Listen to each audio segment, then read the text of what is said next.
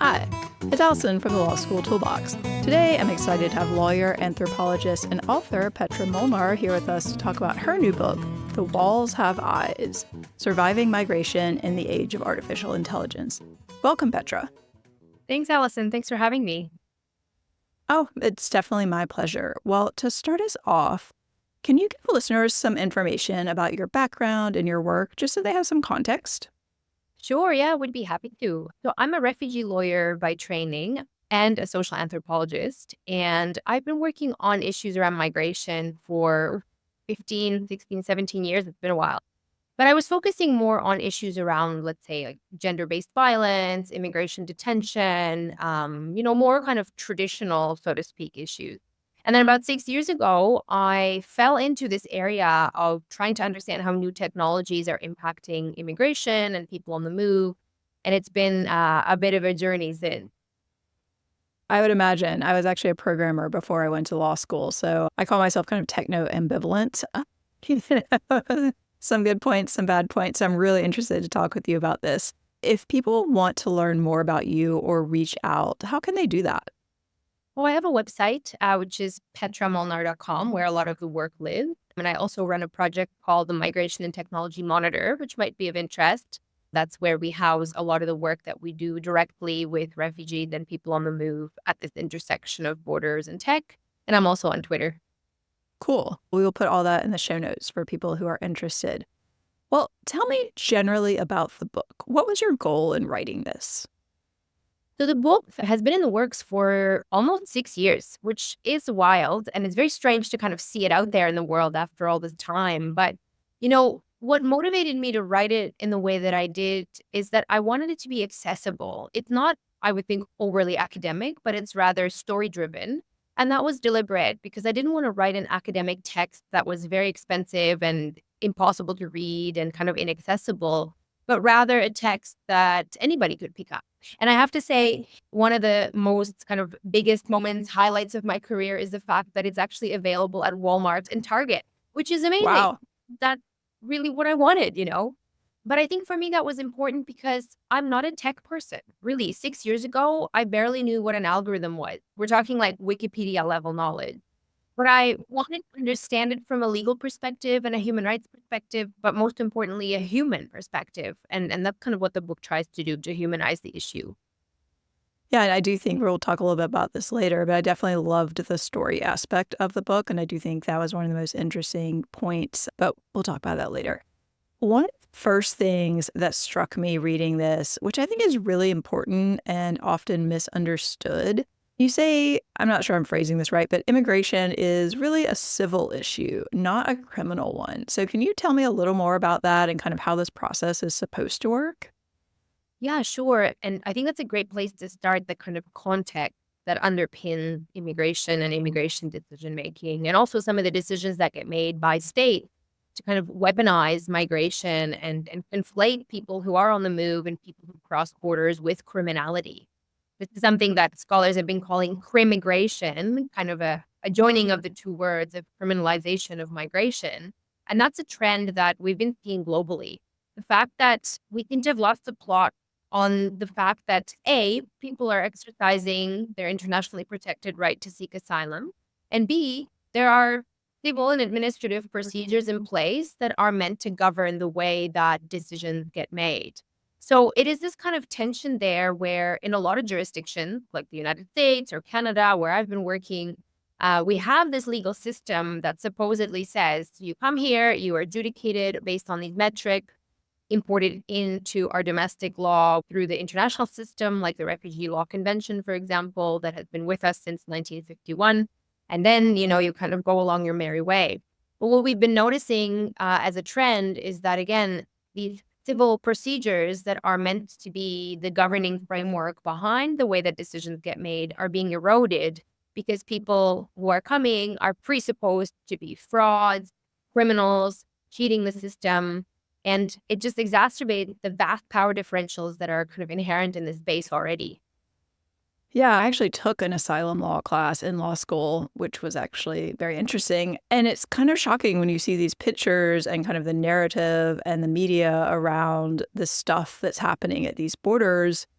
And it does to the average person, I think, look like, oh, these, this is like a criminal thing. These people are trying to break in. But for people who may not be as familiar with it, can you just give us a really high level overview of how the asylum process is theoretically supposed to work?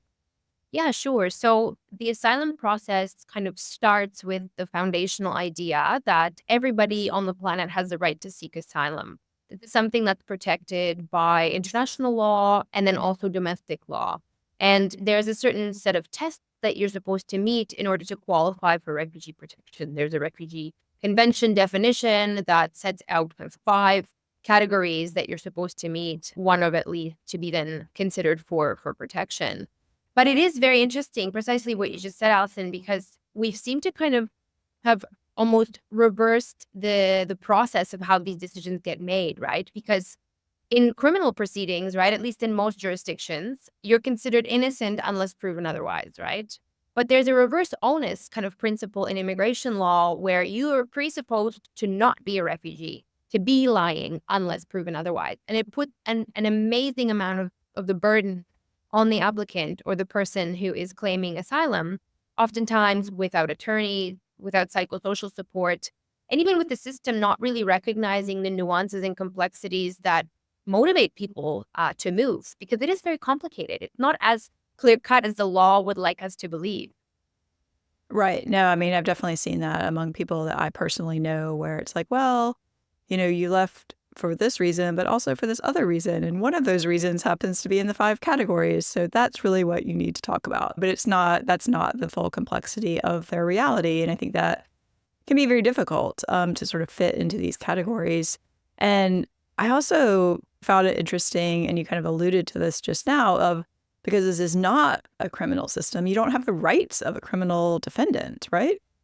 Yeah, that's exactly right. And, we see this across the entirety of the system, especially in instances of immigration detention, but also at the border where, as a refugee claimant, you don't have a right to an attorney like you would in the criminal justice system, or even other types of administrative and procedural rights that are present for you. Not to say that the criminal system is perfect either. Sure, but there's something. Absolutely, absolutely. But again, I think because immigration is oftentimes also tied with issues of national security and politics, it becomes this kind of powder keg that loses the humanity in the mix, right? And we've kind of, again, we've lost the plot on why we even have certain legal protections in the first place if people can't actually meaningfully exercise their right. I mean, this is a textbook example of the difference between, rights on paper and rights in practice. Definitely. And on that point, can you talk a bit about pushbacks and what's actually happening on some of these borders? Because I will say I knew I wasn't, ignorant of the fact that these things happen, but really reading about it was in your book was pretty shocking. Yeah, this is some of the sharpest manifestations of border violence and the kind of politicization of border enforcement that we've seen in recent history. So pushbacks or pullbacks or forcible interdictions, as they're sometimes called, are practices where either a state party or a supranational entity, like the European Union's border force, for example, Frontex, is involved in essentially illegal operations to either prevent people from reaching a particular territory to seek asylum or kind of interdicting them or stopping them in the middle and then pushing them back into other territory. This is something that's been widely documented now along the fringes of Europe, whether on the Mediterranean Sea or Aegean Sea or even the land border, where different, again, state parties will intercept refugees and basically push them back into Turkey or Libya or other places.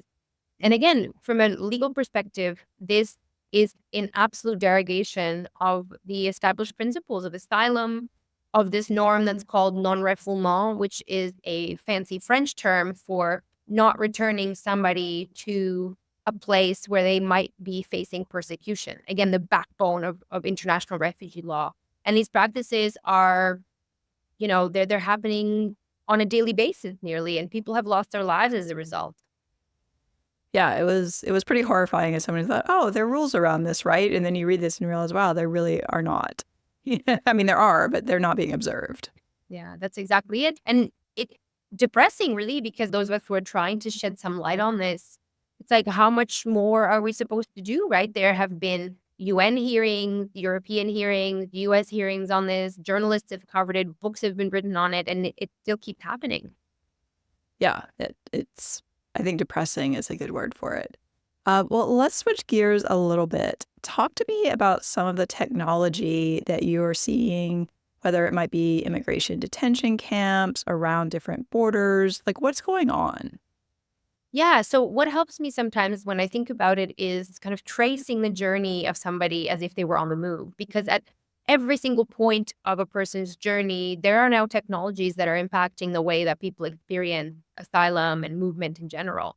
So before you even move, there's all sorts of things that you might be interacting with already, such as social media scraping and different data sets that are being put together on you based on your online activity, what mosque you go to, who your friends are, who you associate with, things like this. And it creates a kind of global database based on your behavior.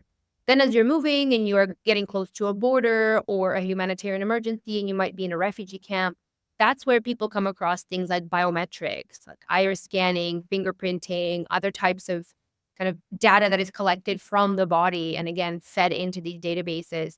And that's also where we see a lot of the surveillance tech that the book covered. So things like drones, cameras, even robodogs that were recently announced at the US-Mexico border. That was a pretty recent announcement, I think February 2022, when the Department of Homeland Security rolled out this kind of new tool to be joining this arsenal of global border tech.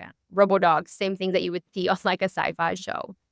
And then there's a whole host of other things too, like AI lie detectors that the European Union has been using, different visa triaging algorithms, carceral technology in immigration detention, and many, many other projects. But really, it's this whole ambit of tech that really is pretty much present at every single point of a person's journey. And it sounded to me like there's not a ton of outside oversight on any of this. Is that accurate?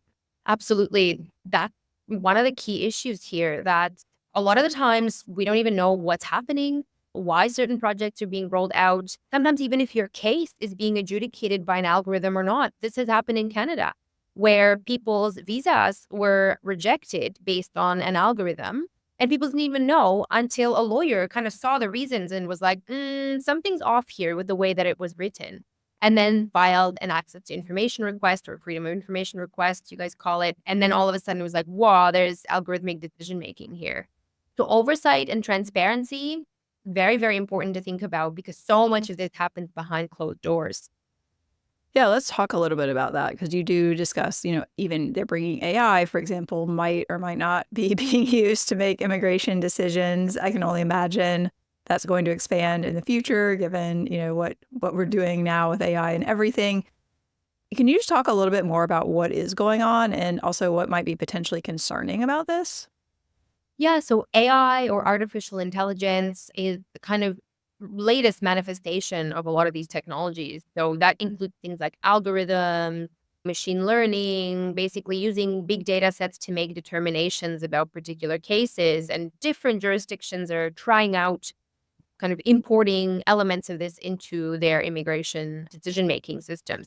Again, Canada, for example, since 2018, when I first started working on these issues, has been using some sort of algorithmic decision-making to triage visa applications. But again, the issues around transparency and accountability, huge. And two, the human rights impacts of this, right? Like we know that AI is oftentimes very biased.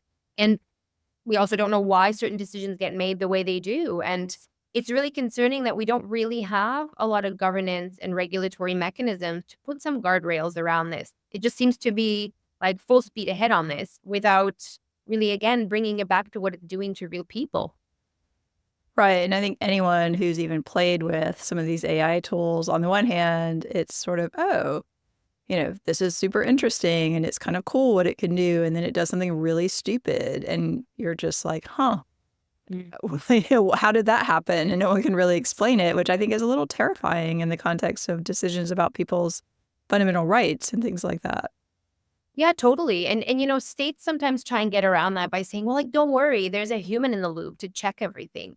But there's a thing called automation bias, where we know that human decision makers, when they're making determinations about complicated things, tend to give more credence or weight to a decision that was made by an algorithm. Because again, it's this kind of idea of objectivity, and somehow technology is able to get at the truth of the matter better than a human. And so even if you kind of eventually do check it as a human officer, you might already be predisposed to think of an applicant or an asylum case or a visa triage case in a particular way because an algorithm kind of predetermined you to think that way. And that's, again, Right. super concerning because, we oftentimes don't know, again, like at what point does algorithmic decision making end and human decision making begin? And why does it always happen in these really high risk cases? Right. I thought that was also an interesting point that it seems almost like some of this stuff is being kind of tried out here in an environment where people might not be paying quite as much attention to other people's privacy rights and things like that. Talk a little bit more about that if you would. Oh, totally. This is one of the biggest trends that I've noticed across all these different borders around the world that are these laboratories of technology because they are this kind of frontier zone, right? Where they're murky, they're opaque. People oftentimes don't know what's happening at the border. There's so much discretion already in the way that immigration decision makers make decisions, right? You can have kind of one set of evidence in front of two officers, and they can make two completely different yet equally legally valid determinations, right? That's how the system works. And so if that's the discretion that's already there, and then you're playing around with this high-risk technology, I mean, it can have massive, massive impact. But it's totally not an accident that it happens at the border and refugee camps and in immigration, because again, it's kind of these fringe cases, oftentimes also weaponized against marginalized communities. But last thing Yeah. I'll say there, if I may, is it also doesn't stop at the border, right? Like even some of the most draconian uses of tech, like those robodogs I mentioned, first they were announced at the US-Mexico border, and then lo and behold, a year later, the New York City Police Department announced that they want to be using robodogs on the streets of New York. So again, it bleeds over into other facets of public life. Yeah, and I just saw something in the New York Times today about how consumer technology now is being used on battlefields. So it kind of goes both directions.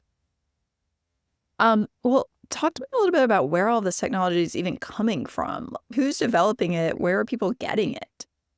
Yeah, so there is a huge piece to this puzzle, and that's the private sector. The fact that companies are often the ones who get to say, you know what you need in this very complicated, complex situation? More technology. And that is done through these kind of public-private partnerships that are the bread and butter, this kind of underpinning to what some people have called the border industrial complex. And we're talking about, I think it's been projected to be nearly $70 billion. I mean, it's a huge, huge, huge industry. And not only is that kind of disturbing from just the sheer amount of money that's being pumped into this, but from a normative perspective, it really becomes clear like whose priorities take precedence and why. If you have companies who are developing tech like robodogs and AI lie detectors, making a lot of money out of it, they're not going to say, well, we need more laws to regulate this and constrain it and kind of stifle innovation, right? Like it's not an accident that we're developing new technologies and not actually using AI for other purposes that could actually be beneficial, right? Like auditing immigration decision makers or rooting out racist border guards. That's a clear choice because it benefits a very powerful set of actors in this space. Yeah, and I think the whole tech ethos of, move fast and break things is really kind of terrifying in these scenarios. Yeah, absolutely. And it's so interesting, right? Because it's almost like the technology space is like the sandbox where you can test out ideas and play around and innovate, which in and of itself sounds like a really beautiful thing, but innovate kind of on whose behalf and who is kind of your test subject, right? And it's interesting because you see so many of these things now, right? AI for good, tech for good, but good for who, right? And if Yeah. we know that this technology is hurting people and we now have evidence from all these different contexts, not just at the border like I studied, but in criminal justice, in welfare algorithmic decision making, we know that this is exacerbating vast power differentials in society. The tech sector has to pay attention to this kind of manifestation because it's not the neutral exercise. Yeah, I remember I was a sociology major like a long time ago. And I remember reading Foucault, I think it was, in the Panopticon, and this idea that was supposed to be a negative scenario of being watched at all times. But that's kind of what it seems like we're moving to at a border and also not. For sure. And we've seen this kind of normalization of surveillance just kind of become part and parcel of everyday life and the incursion of technology into everything we do, right? Face ID, face recognition becoming part of our daily lives if you have a smartphone, getting on a plane, applying for social services. Even sports stadiums now have facial recognition and Hmm. biometric surveillance. It's really becoming part of everything. Yeah, tell me a little about the origin of the name of the book, The Walls Have Eyes. Where did that come from?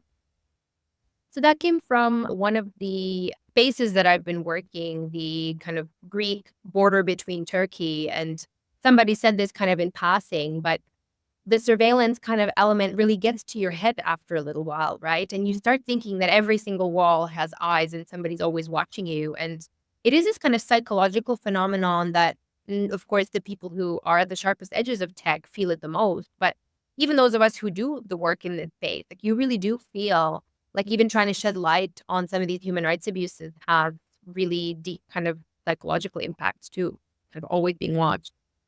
Right. I mean, in some cases, you had to take certain risks to tell the stories that are in this book or to get the information or to see the things that you were seeing. How does that reality impact your work?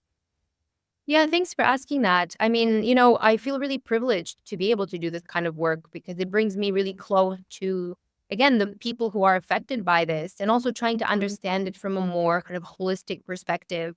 I think that's where the anthropology hat comes in, spending a lot of time in these spaces and working from a relational perspective, working in a slower, deeper way that, again, centers human agency and storytelling as a kind of methodology to the book. But for sure. I mean, it's had psychological impacts on me. I am quite open about the fact that I see a therapist regularly for some of the stresses that come with doing this work. And I actually see that as my professional responsibility to do so. I think it's important to be aware of the impacts that this work has.